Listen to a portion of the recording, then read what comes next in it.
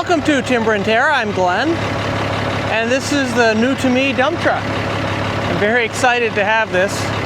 So I thought today I would go over basically its features, all the work that I had to have done to it to make it roadworthy.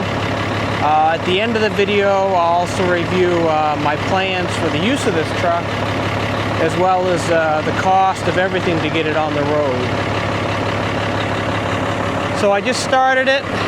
You probably heard the beep. That's low air. Like most trucks, the air system will leak down over time, so this has been off for a couple days, although I think this actually leaks down a bit faster than I'd like to. So here's the air pressure gauge. It has to be up to 120. So between 100 and 120 is the normal operating range. So until that reaches 100, that's when that 55 psi, I think is when that low air light will go off. The other thing to notice while we listen to that annoying beep is the cab sort of tilts back. I'll explain why that is. That should right itself here as the air pressure goes up. So we'll give this time to build the air pressure, raise the dump body, shut the truck off so it'll be a bit quieter, and then just sort of review everything that I had done to it, as well as basic features of this truck, which is going to be similar to most dump trucks like this.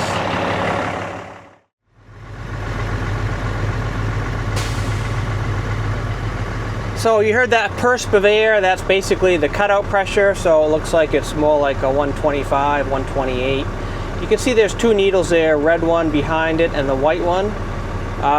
Modern trucks are required to have two air systems, a primary and a secondary air system. It operates similar to having two circuits on hydraulic brakes on a vehicle. So if something goes wrong with, say, one system or one wheel, then you'll still have braking on at least some of the other axles. So same idea here. So I did notice that the low air light went off at about 80 psi. I think the requirement is on the downside, is this losing air pressure, it has to go on before 55 psi. So in this case, on the way up, it went out at 80. I've not noticed what pressure it goes on at on the way down. There's a lot of buttons here. I don't know what they all do.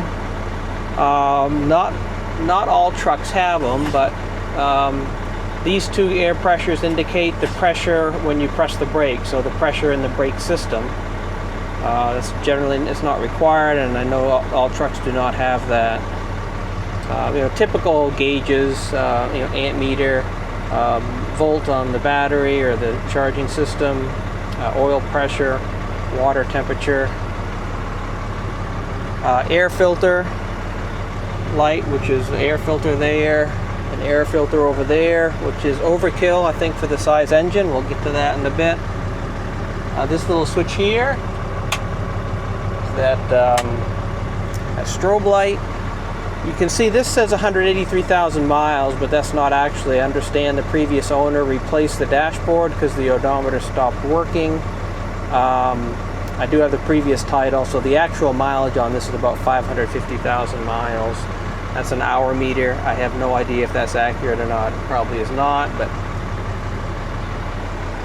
this little indicator here is a neat little thing. It looks like it was sort of an afterthought, which is a switch that I'll review when we go over the truck, which blinks when the dump body's up. So now let's raise the dump body. Point out these things. This is the tailgate lock, which is almost everything is air operated. That's why these tubes are here. There's air operated tube here for the shifter high and low range. I neglected to talk about the transmission in this truck, but it's a 10-speed Eaton Fuller, so it has a high and low range. Gears 1 through 5 are on low range. Gears 6 through 10 are in high range. This is the tarp. I have not used it, but I understand it works from my mechanic. This is the drop axle. One thing I did not point out, but the drop axle was on the ground. I'm guessing when they go out there it's going to be raised up because that's raised up by air. So this button here basically raises or lowers the wheels, and you can adjust the pressure, therefore the weight that that axle is bearing. So it's a manual transmission, so push the clutch in, you can push this down to engage the PTO.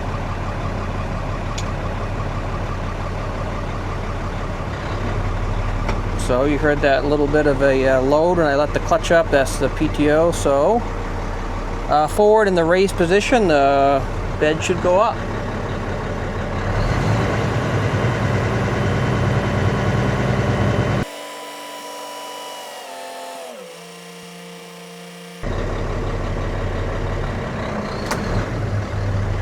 So one thing I was looking at as it was raising, we'll review it closer, but that little pipe that's bent, that is supposed to have a cable, and I can see where it attaches to here. And when it reached the end of its travel, you heard the truck sort of low down. But that is supposed to actuate the valve when the dump body is up, so that you don't dead end the cylinder like I just did. But for now, I can turn the PTO off, which does not require the clutch. We're going to leave it in the hold position, which is what that middle position is. Lower it, you'd push down this or lift up the handle and pull it back.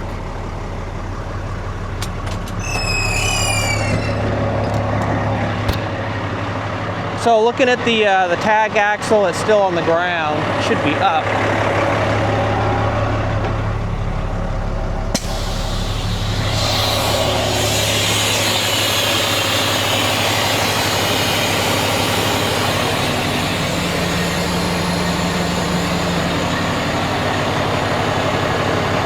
So you can see this bag is inflating, so it's basically hinging on this hinge point, lifting the wheels up. The bag here, which had been inflated to carry the weight, is now collapsing. So I think what happens is there's something with the valving that when the air pressure is lost, it must let it default to the down position. So there's a lot of things, that included, that I'm not familiar with or don't have a lot of expertise in. But we'll go over what I know. For now, let's shut the truck off and look at things. So I did notice the first time I got fuel, diesel, is that there is an interlock. The yellow switch here is for the tractor brakes. The red switch is for trailer brakes. So if the parking brake for the tractor is not engaged, it will not allow it. The truck will not shut off when you put this to off position. It's a start button, by the way. So you don't turn the key to start it. You actually turn it to the on, and there's the dump body up. First thing I'll do is put our little safety thing up here. So if it does happen to come down, hopefully that rusted spot will hold up. So let's sort of go around it. So here are the air tanks. I don't know exactly what all these are. I don't know, if there should be a primary and a secondary tank. There's all kinds of sensors. Here's a valve here. I know that was replaced. One of the many things that was done with it after I delivered it to the garage. Sensors. Obviously, the larger lines of the supply. So I think again, I believe, like most commercial vehicles, the cab is air ride. So you can see now it's rather level. It's not sort of set back like it had been when it lost air, because this little airbag is what sort of keeps the cab upright. You can see it has dual stacks coming off a cylinder, a single exhaust pipe right there. And that has to be somewhat flexible because the exhaust goes up and down to the cab just a little bit. All right, so we'll look under the hood. The hood on these things are fiberglass, all sort of molded in one piece. Make it relatively easy to open.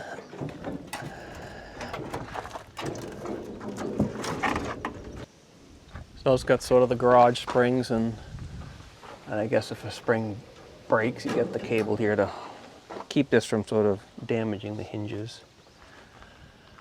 So the air intakes I mentioned, you can see it splits off here. One air intake to one side, one intake to the other side. This is a Cat C10. I think it's rated for like 335 horsepower, but I believe depending on the tuning, I think they're normally rated at 350 horsepower. So like this valve looks like this. And some of these things, I don't have an itemized bill yet, so I don't know exactly what he replaced, but I know the major things, particularly the ones that cost me a lot of money. So these shocks didn't get replaced. This was replaced by the previous owner. The engine was rebuilt. In fact, it still has the break-in engine oil in it, which I'll change out here shortly. But it hadn't been run much. It was rebuilt. From my understanding is he couldn't find enough drivers for the fleet of trucks he had after he rebuilt this, thinking he was going to continue to use it. So he ended up selling it. So that is new.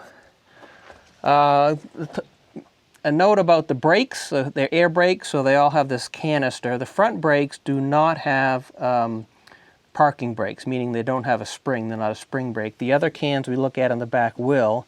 And the reason you don't want to have emergency brakes on the front is the emergency brakes deploy when you lose air, or you press that yellow button, which sort of releases air, and then the springs take over and act like a parking or an emergency brake. So if you're traveling down the road and all of a sudden you lost air, you don't want your front wheels to lock up. If the back wheels lock up, not a big deal. You can still steer, but that's the reason. So these cans on front will look a lot smaller. This little unit here is a slack adjuster, so you can see that's another thing that's new. New brake drum, new brake parts, new brake pads. Interesting that there is no cover on here like you'd see even on older passenger cars that have a cover. So the brake pads are completely exposed to the elements and for viewing and inspection. So this is a slack adjuster, it's automatic. So again, I think relatively standard on newer trucks now, which basically takes up the slop as these brake things wear. There's like a little S, I can't see it here, but in there's like a cam switch. So when this extends, the air pressure forces this rod to extend. It basically rotates this shaft in here, and that rotates the cam and forces the brake shoes out. A lot of greasable parts here, unlike passenger vehicles and stuff, for passenger trucks. So grease fittings for the front and rear shackles and spring mounts. Obviously a turbo, so the turbo is driven by the exhaust and runs the turbo, the compressor, which sucks air in. It goes through an intercooler because when you compress air, it heats it up. And if you cool it, you take that air and you sort of increase the amount of oxygen in a given space with cooler air versus warm air. There might be other reasons for having this intercooler, but that's an air-to-air heat exchanger, so it pumps the air to a heat exchanger radiator in front of the main radiator to cool it off before it comes in over there and into the intake. One thing I do need to replace, he mentioned it, sort of the last thing that he noticed at the garage was the clutch fan is not working. So there's, again, everything is operated by air. Here's an air line here, which feeds into this, which either, right now it's engaged, and that's what he says, is this is always engaged even when it should be off.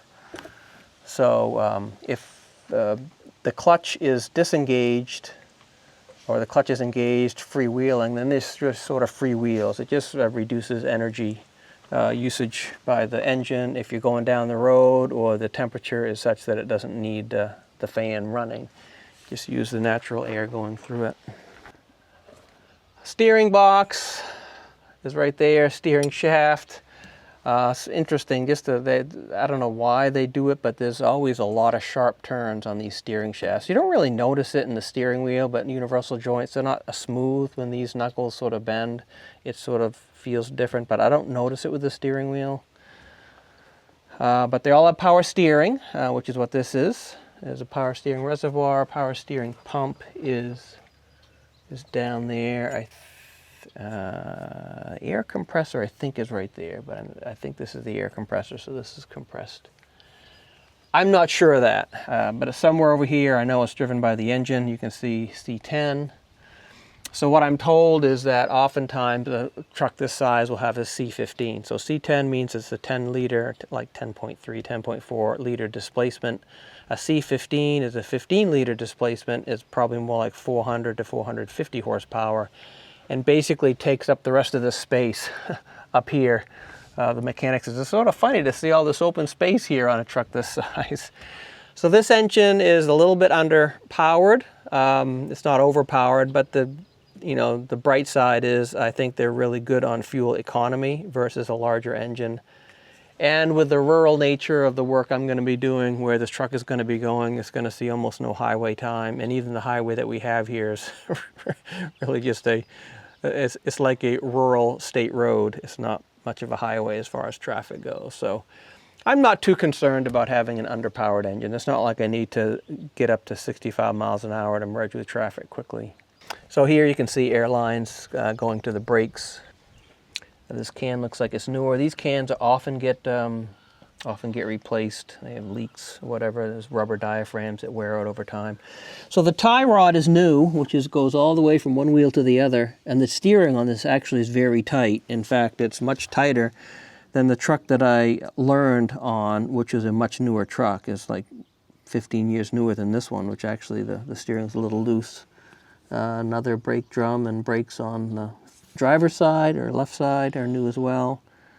So he showed this to me when I went and visited him once. There was a slight bend in here, either in this one or that one, and he thought it was best to replace it rather than try to bend it back or live with a bent tie rod. And you can see I did ask him to make sure everything takes grease, which it does. You see a lot of grease, relatively fresh grease on these grease fittings.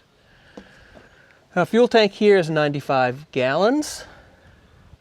This is the hydraulic reservoir for the main cylinder. This is that switch. So this switch, hear it? That switch is what tells when the dump body's down. I'm pretty sure it was aftermarket. I'm not sure if this was welded at the factory or someone put it on, but in any event, that's what it does. So when the dump body's down, activates the switch, that light goes out. That is in the cab. There are some air dryers, I think, in the air system. This might be something of that, or it might be the alcohol, like an antifreeze. So this hanger bearing is new. That was quite loose. So this is that tube. We'll look at the other end of it, which should have a cable going in it. Let's go underneath. Look at this for a bit. Right there's the cable, and that cable is supposed to hitch to this, and I don't know if I'm not sure how this works, but there's obviously some play here, but it looks to me as though there should be a cable going through there. This cable goes in this pipe or this conduit and then goes to the other side, which is the dump bed itself. So I believe this is the PTO is up there from the transmission. That's what I engaged when I flipped that lever, had the clutch in to engage it. This is the actual gear, and there's the pump. This is probably the airline. I think it's an airline that would engage that. So this is the return. This is the suction of the pump that goes to the tank. And then the outlet of the pump, the pressure side, goes to there. So the valve is on this side. The valve and the pump look to be somewhat integral. But I need to get that fixed. So these turn freely. You can hear the brakes grabbing. The drop axle obviously is not a driven axle, but it does have brakes. So it has its own cans, and these also are the small cans that do not have the parking or emergency brakes. So those are only on the 4 drive axles. I think these are a pilot valve. Or this is a pilot valve. This, I'm not sure all these, what they do, but the pilot valve here, if this is a pilot valve, but the pilot valve is so that with the signal, from either the switch or your brake pedal, you're not actually admitting air directly to the brakes. You're admitting air to like an air relay valve, which then opens a larger valve and lets the larger hoses fill up the brakes because of the response time. If everything was going through the brake pedal, everything was going through that that yellow handle in the cab, it would just take so long for the air to get to the brakes, you'd have a significant delay, and that wouldn't be good. He replaced a lot of these air hoses. So you can see the cans here have that extra piece on the back. So then that piece there with a hole in it is a pretty powerful spring. Right now the springs are engaged. The air is out, so this should be pushing the push rod out. So that's the same as if you don't have air pressure, the springs are going to apply the brakes. So here it looks like the brake drum is old, but it looks like the brake pads are new. So the suspension on this, which was one of the other things, you'll see this is new. This is a Chalmers. It's a Canadian company that makes suspensions, maybe not quite as popular as the Hendricksons or like the Mack Camelback. But Chalmers is there's another one here. Is a Canadian company. They make this type of suspension, so it's basically a hollow rubber, which is right under here. This is a metal can, and this is new. This whole assembly is new. So the only suspension the rear of the truck sees is squishing this hard rubber donut, and that is it. This is a walking beam. I'll show you, we'll talk about this on the other side, and I'll explain why. New shocks. Almost all of these rubbers were loose and worn, dry rotted, so they were all replaced. So with this type of suspension, you don't have the leaf springs to act as sort of holding the axle in place. So when you have just that rubber acting as a suspension, you have to have all these linkages and bushings so that it allows the axle to move, you know, left and right, up and down, but it doesn't allow it to move sort of front and back. Keeps it in place. Probably one of the more important functions I should mention about these are called torque arms. The ones down there as well, is not only do they prevent movement, but the twist. If these things didn't exist, there's nothing holding the differential on the axle from turning the opposite way as trying to turn the wheels. So if these things didn't exist, then this would flip up and, you know, break the drive shaft and all this stuff. So these are kind of important. There's a lot of them. From what I understand with these Chalmers, these are 40,000 pound axles together. They also make 46 and maybe 50 or 52,000 pound tandems, which these actually cross. These are configured a little bit differently, but on their website, when I was looking at what kind of suspension this was, the heavier duty ones, these torque arms actually sort of crisscross in the middle here and connect somewhat differently to the differential. So these are 2 new tires. There are 4 new tires, 2 on this side, 2 on that side, which I knew I had to do, so that was not a surprise, which I wanted to have good tires on the drive one. Normally, this is the drive axle, so this is the only axle normally that's going to be driving the truck. This one here, the rear dual, can be engaged, and it's engaged again with an air. I'm guessing this cylinder here will engaged. Weller Reman Center will engage this drive shaft here that goes to the rear. That was fine. No issues with that. The other thing you'll notice, and they both have them, which is the subject of the next major talking point here, is this here, which I believe operates a yoke. So this acts as a normal differential. You know, the left and right of side can go at different speeds, but they all have to basically add up to whatever the input speed is. So if you engage that as the locker, left and right, if we go back in the cab, and I remember, I'll show you where the switch is for that. That basically will lock the left and right. So if you're in a stuck situation or you need traction to that wheel. So I say something really stupid here in a second. What I say is that if you need traction to that wheel and it's spinning, well, If the wheel's spinning, then you don't need traction to that wheel, but if you need traction to the opposite side, then the near side would be spinning, but you can force power to the opposite side. I should have articulated that better. But it's spinning, you can engage the lock. So you can also do that, as I mentioned here, so you can engage all four, and this one, for whatever reason, appears to be on the other side. So this one is the same. So you see, this looks relatively new, because it is. This is, there are basically three surprises I had with this. This is surprise number one, which was these gears were all wrecked.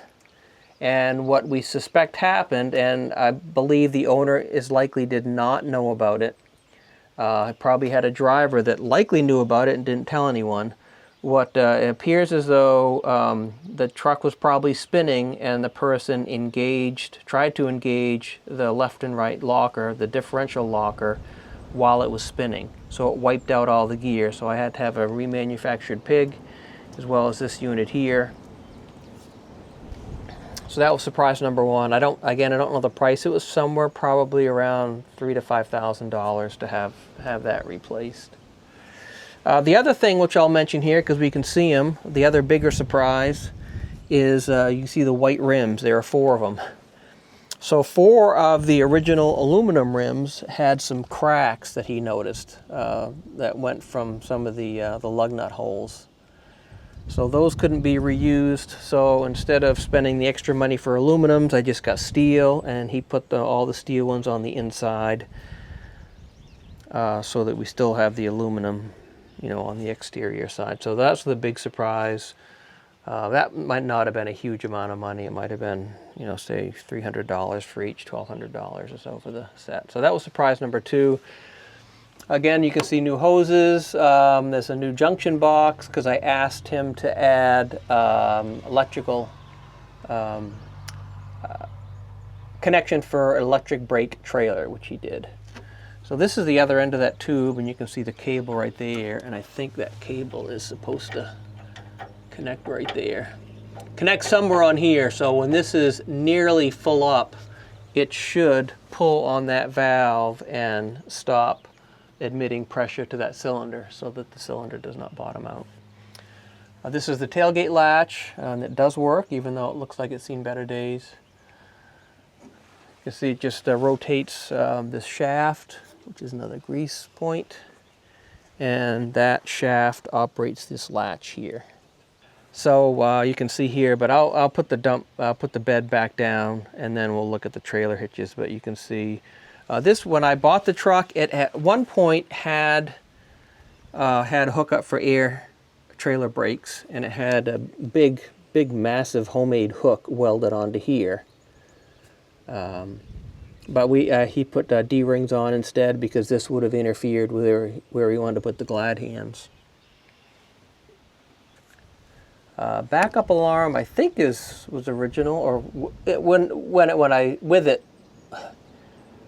was with the truck when I bought it. I don't think the backup alarm is new, but that's what that is. So a lot of this plumbing here is for the brakes. Some of it is for the new air brakes for the trailer.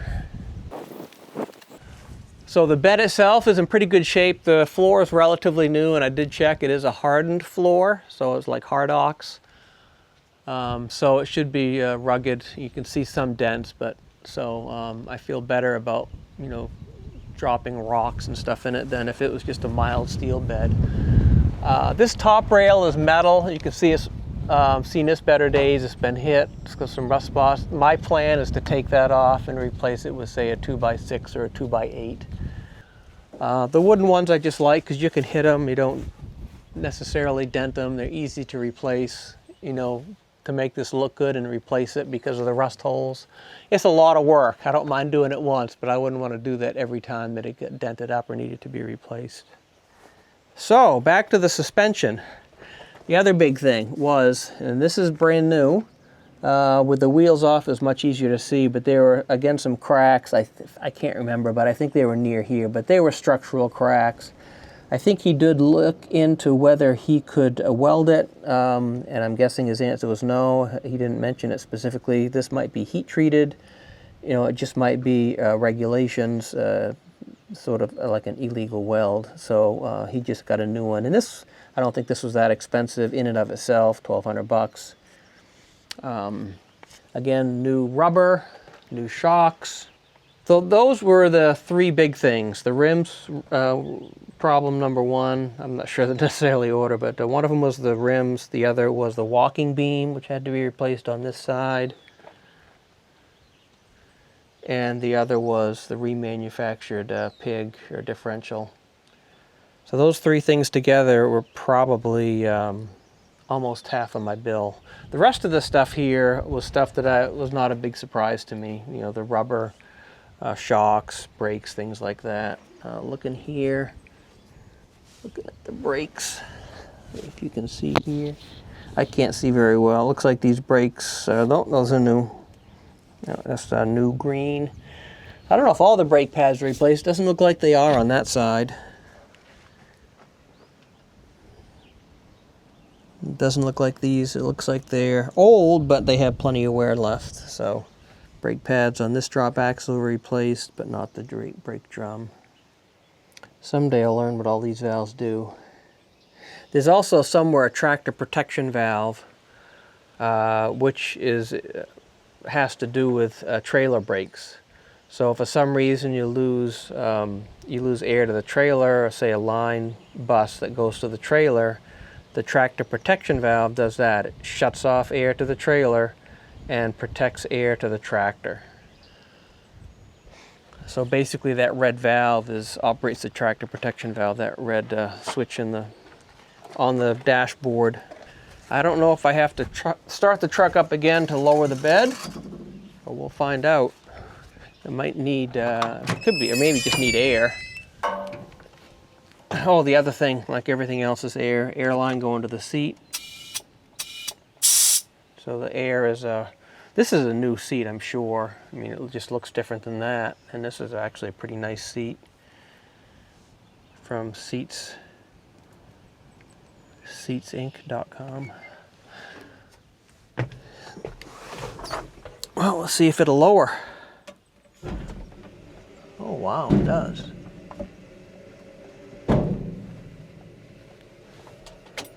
See that light go out. The light did not go out. Okay, so, that probably just needs a little bit of adjustment. So here, traction differential. You can see the switch here. They're sort of protected to prevent inadvertent engagement. So down is the lock position.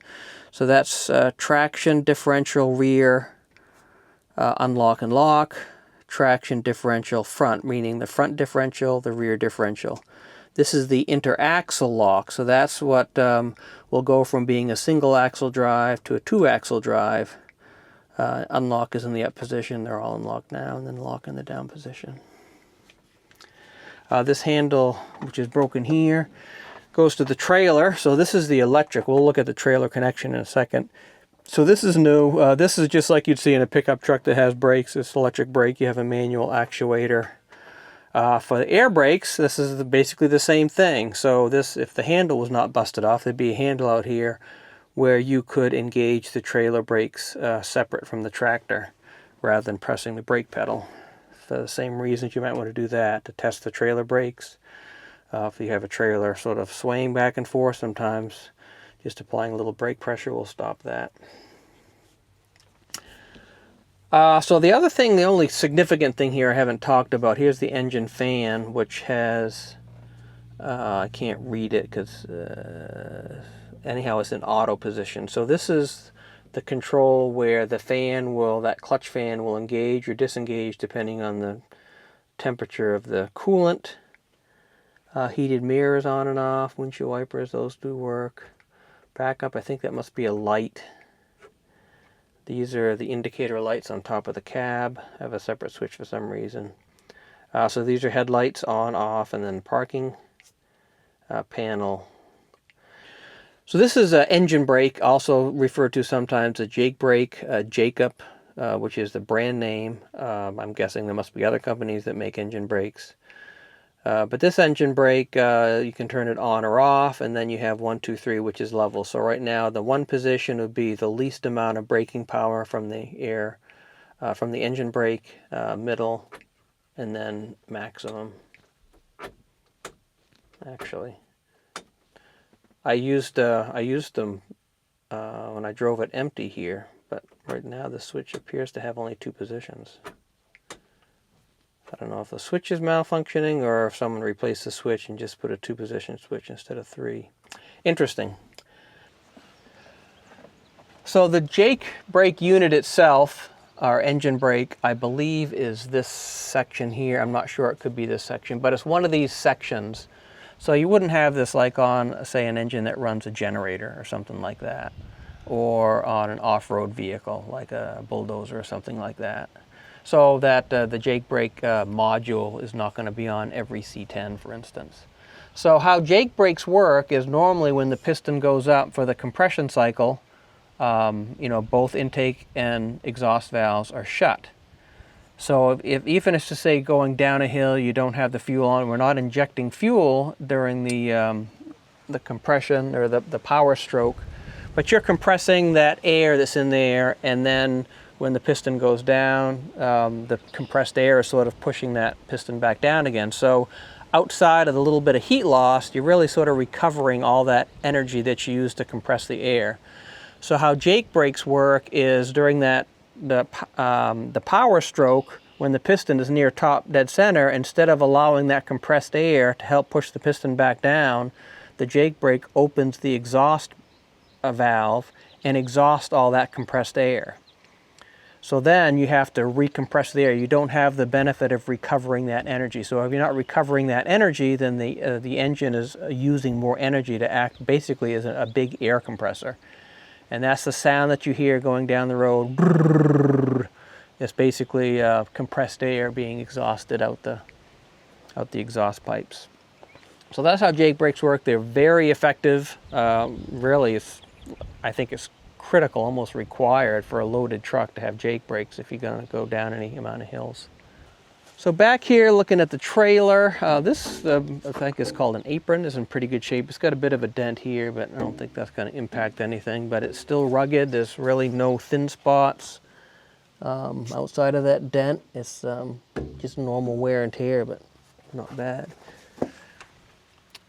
So this is the connection for the trailer with air brakes. I don't know what all the things do, but this basically doesn't have electric brakes, but everything else. It's going to have, you know, brake turn signals, that sort of lighting. Might be a charging port. One of those connections might just be to charge a battery. And then this one is a sort of an RV connection. So for my electric or any electric brake trailer, I'll use this connection. So I can use either or. These are the glad hands. And this is just the glad hand cover. And there's also this, I don't know if air will come out. No, no air, because there's no air being called for in what might be a trailer. But it's nice. I'm not sure I've seen these with valves before. These are the D-rings that he added for my trailers. What I do need to do is, this should be a standard setup for a pintle hitch. Looks like it obviously had one there, but I'll verify the measurements and just get a pintle hitch and stick that in. You can see more of the new hoses. A good shot of that walking beam. You can see there is no sort of solid connection. It just sort of loosely fits in there, allowing some movement. So there, it just basically rubs, allows it to go left and right a little bit, forward and back, and basically the weight is in that sort of where the 2 pieces of metal meet together.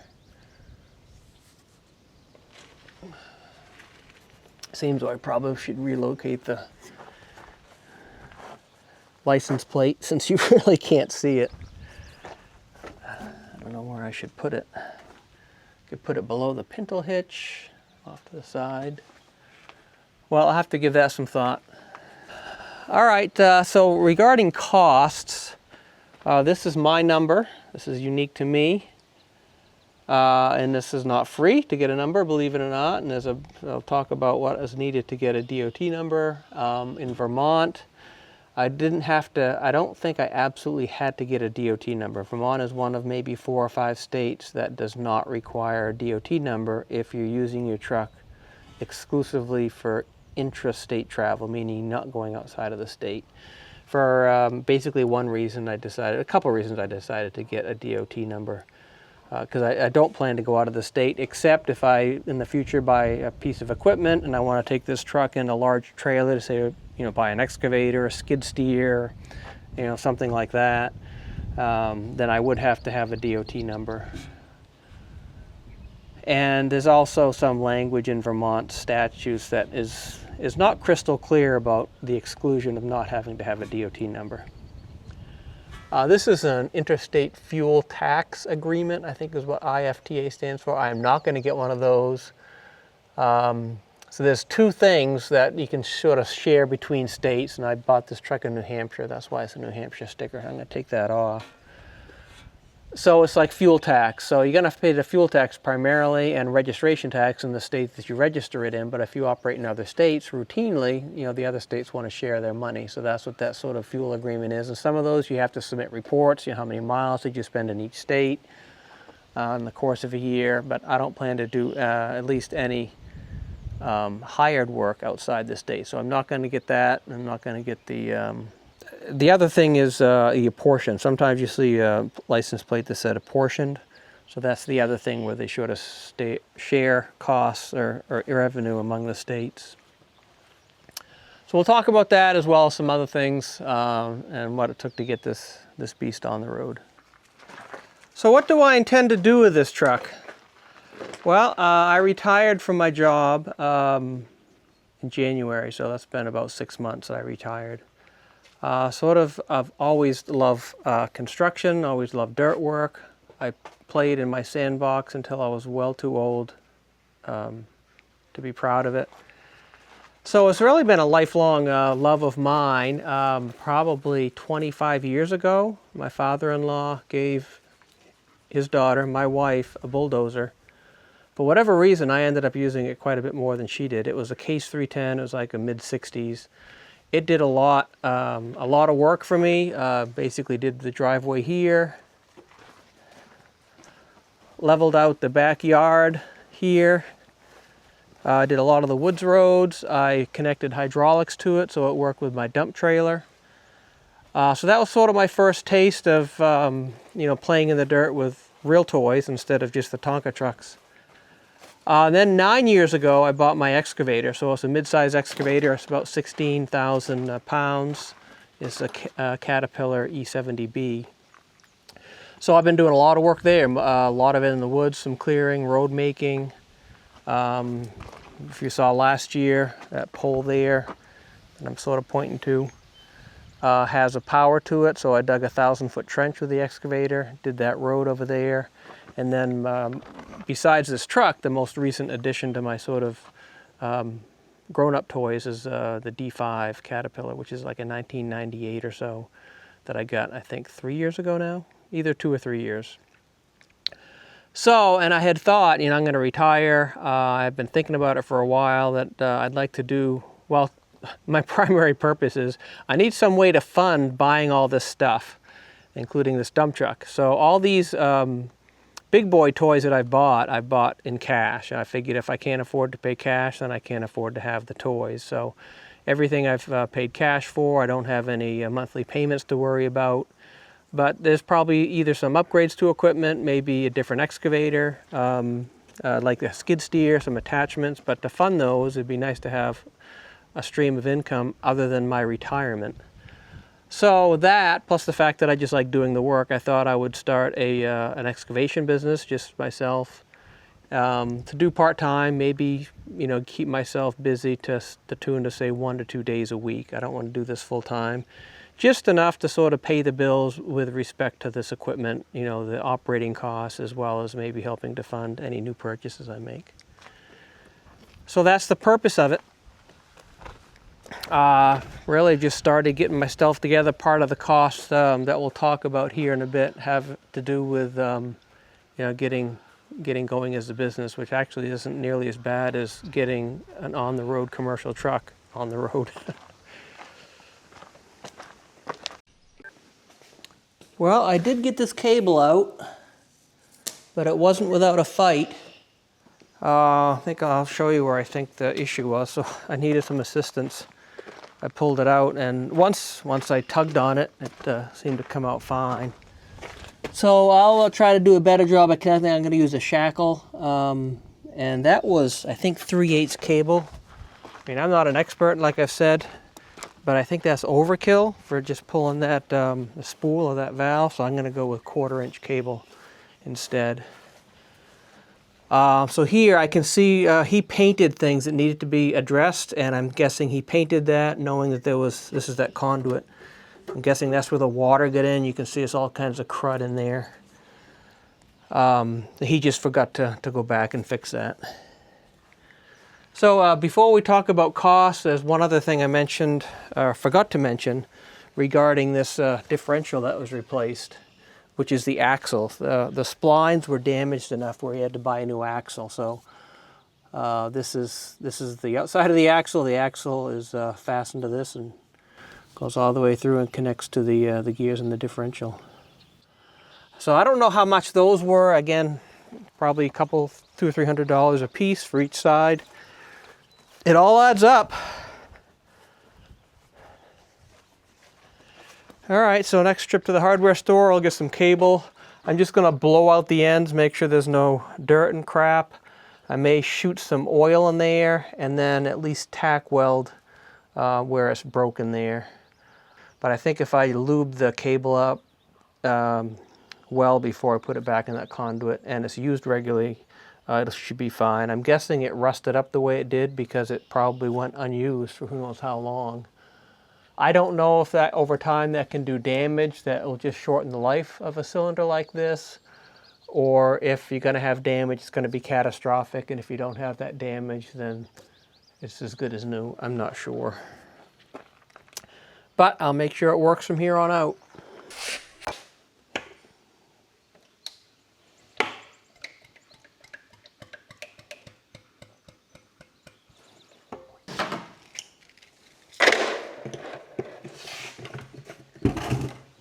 So I actually ended up just getting a 3/16 cable because it seemed plenty rugged enough for the job it's supposed to do. And I don't want any issues trying to push it through that conduit or pipe. This is just used motor oil. It may not prevent it from rusting out in the future, but it can't hurt. It'll make installation a little messy, but... So now with that cable out of here, I actually have access here. I'm going to bend this up, get it accessible. Oh, yeah, right there. So what I want to do is just take my die grinder, because if I don't, because these ends are sort of bent in and bent up, if I don't sort of chamfer the inside of this, I don't think I'm going to stand much of a chance of pushing that cable through.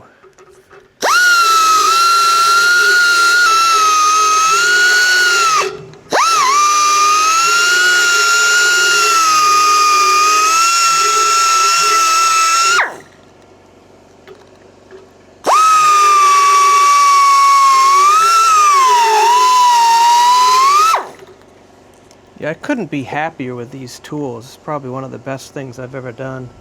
For stuff like this, elongating holes, it beats a round hand file.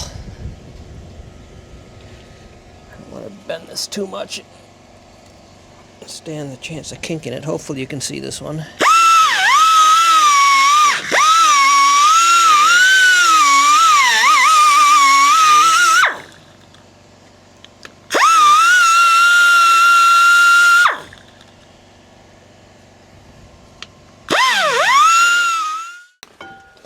So the next thing I'm going to do is try to blow air through this and see if I can get some debris out.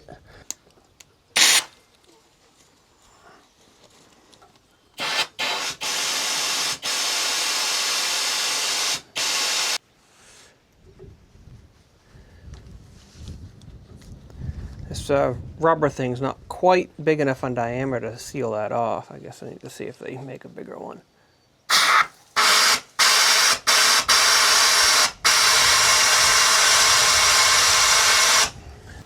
Well, it looks like there's another leak here.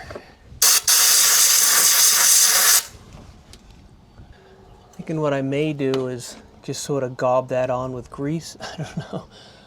I mean, I don't want to do any more welding here than necessary. Plus, my fear is if I try to weld this, then I may burn through it and then create more holes that I'm sealing up. But I guess as long as I know where that is, keep an eye on it. And if it looks like it's open, then I'll just shove some more grease in there.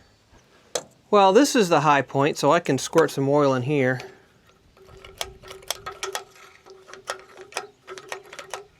It'll probably just come out that hole.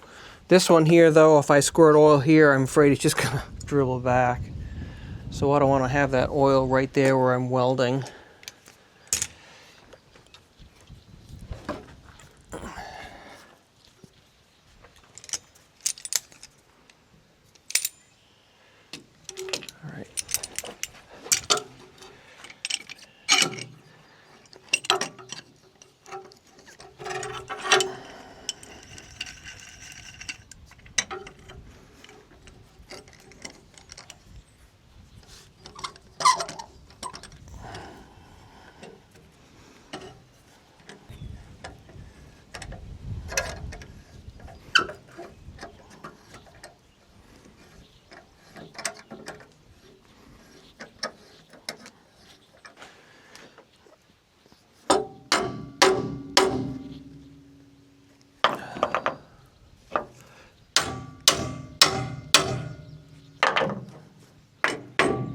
This looks like it's stretched a bit. It's not really going. I think I'll take this off and grind some of that edge.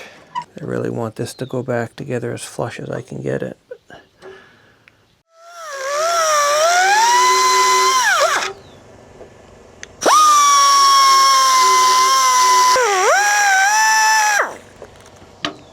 I don't want to leave too much of a gap because that's just a place for the weld to trickle in.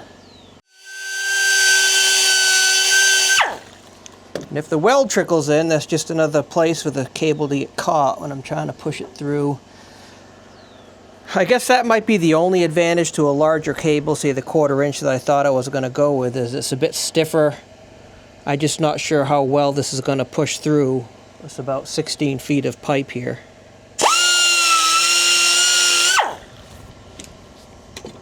I feel like a dentist.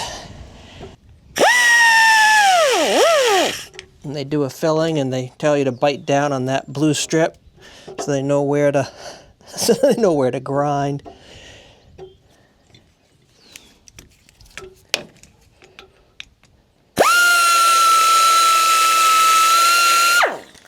Sort of like that other one there, I don't really intend to make this watertight by any means. Just want to keep it together so I can push the cable through. I think that's good enough. I can clamp it in place.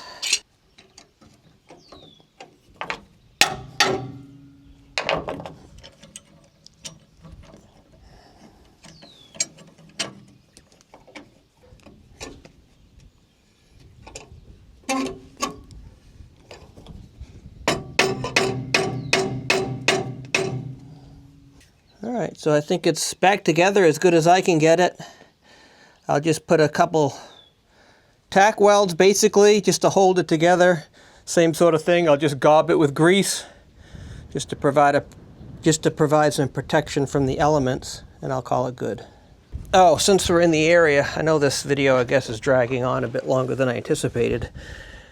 This to me looks exactly like a relay valve. So you have the air signal, which I'm guessing comes from the cab, and then the larger air.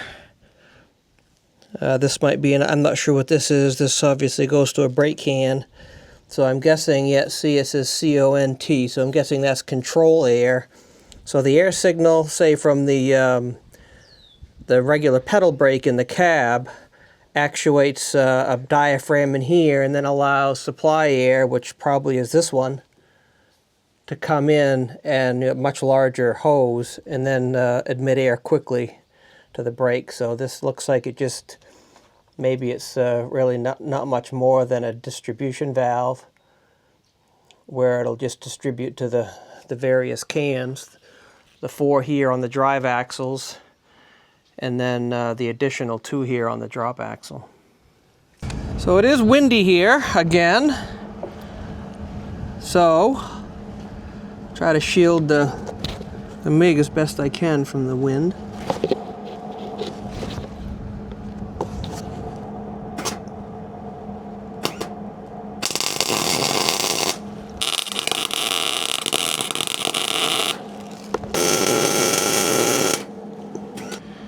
Plus, I don't want to melt any airlines either. That wouldn't be good. I think I'll call that good enough. Yeah, I could drop a cloth on here. I probably should have done that, but since I'm done, I'm done.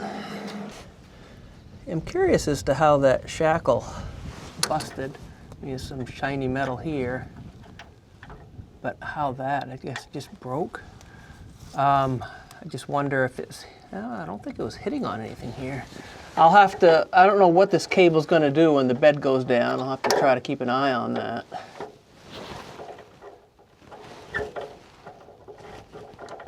But you can see by the size of this shackle is significantly undersized compared to the 3/8 cable that was being used. So the shackle I have is a 1/4 inch for the 3/16. So yeah, this is looks like it was a 1/4 inch. Definitely a time for some latex or nitrile gloves or whatever they are. Rubber gloves, I guess. Well, I'm gonna try it. I was thinking just now maybe I should have taped the end so it's a bit pointier. So I went through this end, one, because everything is downhill overall, and I'm closer to that joint, but I'm sure we are past that joint.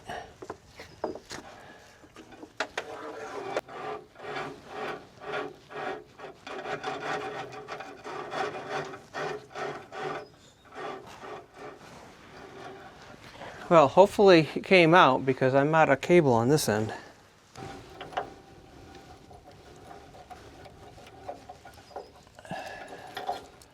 So it makes sense to do it like this rather than unscrew the nuts. Sometimes I can think ahead, but generally I don't. So I know for I think it's more like lifting, sling applications, or anything that's carrying weight.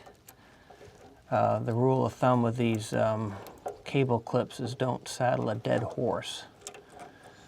So what that means is, which I'm going to do because I just want it opposite this one, this is the saddle and this is the U-bolt and this is the dead horse, the end. So this is exactly what you're not supposed to do if it's weight bearing. For an application like this, obviously,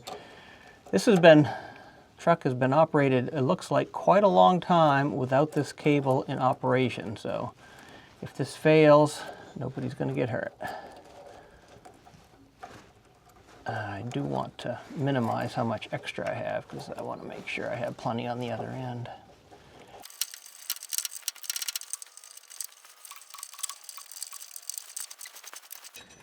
I guess two things are nice. One is that the truck has a lot of clearance, and one, I'm a small guy. I can sort of sit down without bumping my head too badly. All right, the next thing is to hook this side up. And boy, I do not have any extra room. In fact, I'm not sure I'm gonna have enough room to use this. I guess I could cut this off, but this is a larger one. I think this might be 3/8, and the reason I got it was this fits perfectly in that hole. But since this is so much bigger around, I don't think it's a big deal to not use that, whatever that's called, eyelet. Just bend it around like that.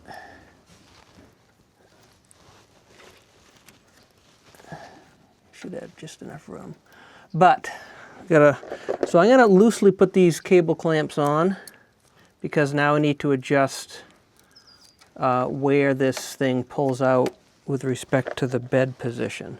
So right now the bed is not in the full upright position, so I need to figure out what the full dump position, and then back it off just a little bit to make this actuate. I think I'm going to cut this off. I'm just pondering it. There's not a lot of room here. Not that this is critical, but it would allow me to use this if I cut this back to there. Well, if this works, well, maybe it won't. This might be in the way. This is a copper tube. Well, I mean, that's what I've only used it for, is copper tubing. But this is steel, so I don't know if this works well.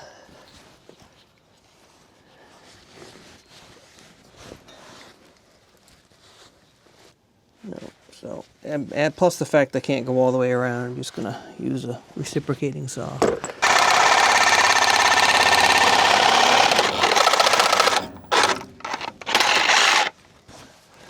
So now the trick is not to cut the cable, which I could not really do with this in this situation. I'm not going to be able to cut that high strength cable, but I could probably mar it up quite a bit.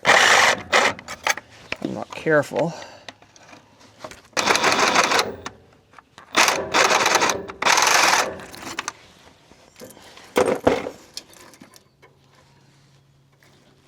Crap, look at that. I actually did cut it. Oh gosh.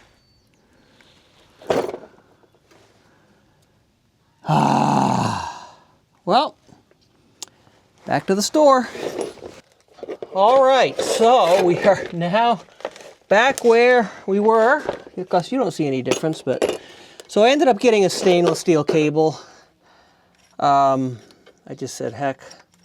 It was a $2.29 a foot instead of $1.19 a foot, so it was a bit more.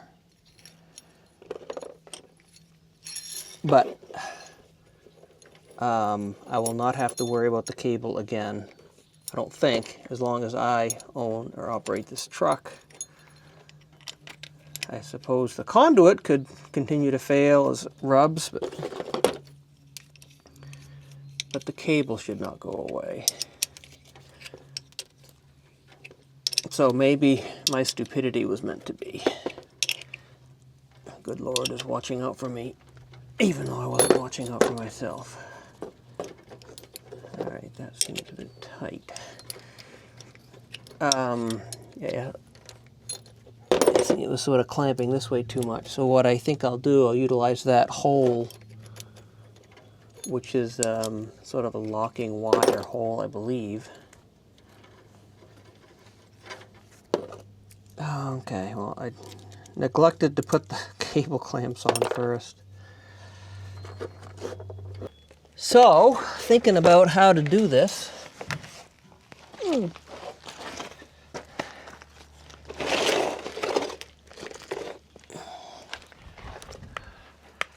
sure there's a standard way to do this, but I think what I'm going to do, start the truck up. I'll raise the bed at an idle, as low as I can get the engine to run, so we're not slamming the piston at the end of its stroke. Then measure the angle here. I'll probably need a piece of wood or something so I can get up there. And then use that as a gauge to actuate the valve. I don't even know if I really need to do this. The truck bed is all the way up.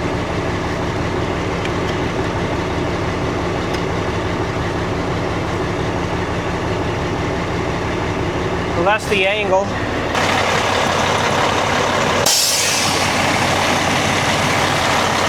That was a little frightening. That was the cutout pressure for the governor and the air system.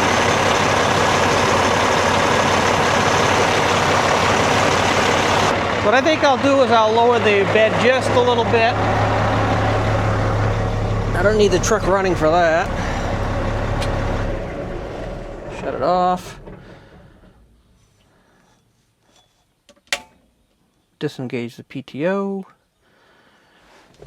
So I'll move this lever back. So I'll move this lever back just a wee bit. So I watch the dump. Probably more of a, there we go. More of a sound. Well, let's try that. So without the truck running, now I don't have to worry about that air noise frightening me. So if I pull this tight, that should do it as far as making sure that this valve shuts off hydraulic pressure to the cylinder before the end of the stroke. So what I'll do is I'll leave you here while you operate it. So what I'm going to do is I'm going to lower the bed down just a little bit more. Start the truck up, we'll raise it, and I can tell, because at the end of the stroke you can hear the engine lug down, and it's basically going through the relief valve. So instead of going through the relief valve, it should pull this open, which basically shuts off this a working port, and then just allows the oil to recirculate through the valve without going to the cylinder again. I think is how that works. So this will be more of a sound thing, I guess, than anything else.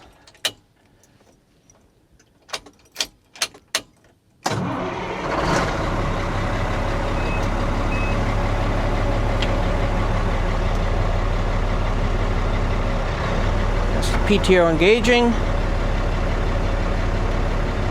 Down a bit more, now we go up.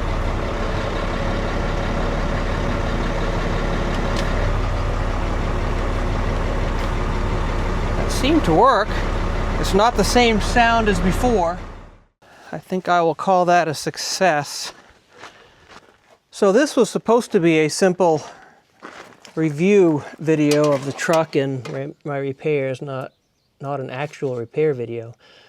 So I cut the excess off, I just taped it together, and it's not really lock wire, but you know, something to minimize the chance of that shackle bolt coming unscrewed. But it is something I'll put on my pre-trip inspection. I did gob up the areas with known holes in the conduit with grease, as well as that one right there. So that all looks good. So I am going to sort of blow this out and get it ready to put some fluid film in the critical areas, basically where I see the rust. I'm not too concerned about the areas that you still have paint. So that'll finish it up, I think, for the work. So as far as the cost of this thing, surprised myself a little bit when I was adding things up. So I do have some notes, so that's why I'll be looking away from the camera from time to time, just to recollect the numbers. So the truck itself, I paid $45,000 for, used. It's 2001, so it's 24 years old. My repairs, I expected maybe $5,000 or $10,000 in miscellaneous repairs, you know, like the brakes and things like that, some of the bushings of the torque arms, but no, $30,000 in repairs. I don't have the itemized bill yet, but the biggest items, the tires obviously, which I knew sort of outside my $5,000 to $10,000 for repairs. So the tires, the rims were the big ones, the rear axle, the differential replacement, that was a real big one. And then the walking beam being replaced was a big one. So particularly the differential, and I'm guessing the walking beam, it was a lot of labor as well. Like I say, I don't have any breakdown, and I may not of the individual items, how much labor they took, probably just an overall labor.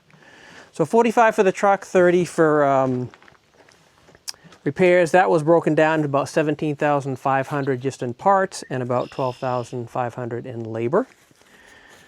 Registration, to register it, was $5,000. Now in Vermont, we pay sales tax once when you first register it, so that was basically $2,500, half of that. So from here on out, the annual cost to register will just be that balance of $25,000. Don't have to pay excise tax every year like some states you do. This US DOT number was not cheap. $645 just to get that number, and I have to submit some sort of a report annually, I think.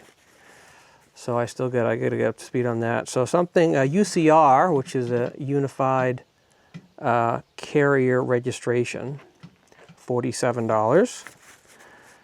Something that I didn't realize I had to do is a drug test. The sun's really beating on me, so let's move. I guess it's gonna beat on me no matter what. Let's go in the cab.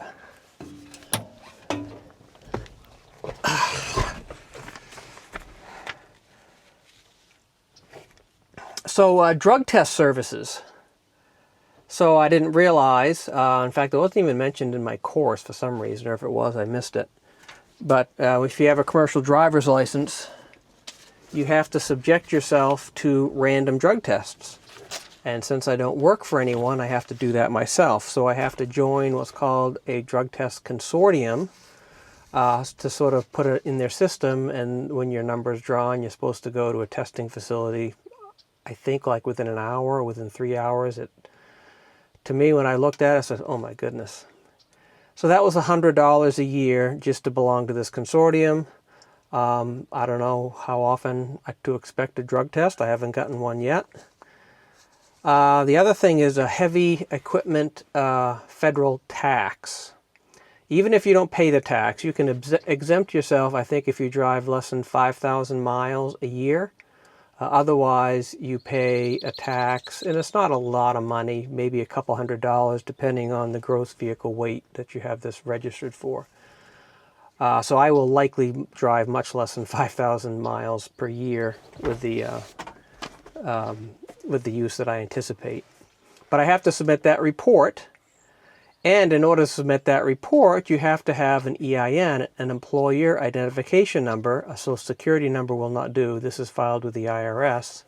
So even though I don't have employees, I had to obtain an EIN, employer identification number. That was $339. In the state of Vermont, to register my business name, which is Timber&Terra.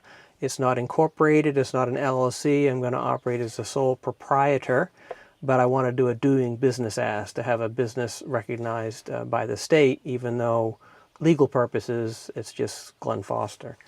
But to do that DBA, or what Vermont calls an assumed name, is $70.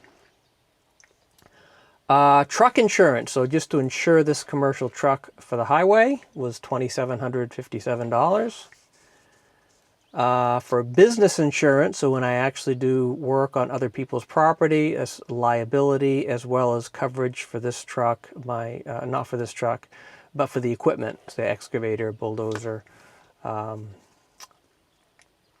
anything else I have, but mostly liability. So if I was to cause damage to someone's property, then I have a $2 million umbrella for that. So that was $3,100 a year. So obviously a lot of these are one-time costs. As I mentioned, I pay cash for the truck and the repair, so I don't have any financing. I don't have any monthly payments I have to worry about. But I do have, amongst all the things that I listed, annual costs of about $8,550. So I have to clear $8,500 a year before I can actually make any money. And that's above and beyond paying for fuel, paying for other repairs, miscellaneous stuff. So that's a fair amount. I knew there was going to be some annual cost. I guess I hadn't put it in my head how much that was actually going to be. But $8,500 just to sort of do business. That's the break-even point. But for everything, if you add up all those numbers together, for the truck, to get it on the road and to establish my business, $87,000. I hope in a couple of years I can look back and say it was all worthwhile. Maybe, maybe not. But yeah, no matter what, I'm sure it'll be fun.